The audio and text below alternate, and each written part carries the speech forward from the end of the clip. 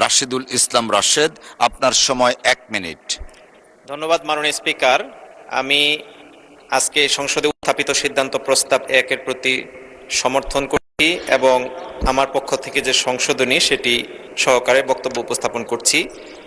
মাননীয় স্পিকার, একটি মজার বিষয় হচ্ছে যে আজকে অনেকগুলোতেই দেখলাম, বিশেষ করে আমার ক্ষেত্রে, আমি কিন্তু আমার সদর উপজেলার জন্য সিদ্ধান্ত প্রস্তাবটি বলেছি, কিন্তু এখানে সকল উপজেলায় বলা হয়েছে।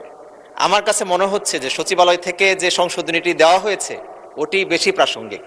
আজকে শুধু আমার সদর উপজেলায় নয়, প্রত্যেকটি উপজেলায় বা প্রত্যেকটি জেলায় জেলায় বর্তমানে হাসপাতালের যে অবস্থা, আমি এর আগেও বলেছি, এটিকে বিশেষভাবে একটি প্রজ্ঞাপনের মাধ্যমে হোক বা বিশেষ একটা সিদ্ধান্তের মাধ্যমে সারা দেশের সকল উপজেলায় 200 বা 250 শয্যা বিশিষ্ট হাসপাতালটা নিশ্চিতের জন্য একটি সিদ্ধান্ত নেওয়া হোক। ধন্যবাদ মাননীয় স্পিকার। ধন্যবাদ মাননীয় সদস্য।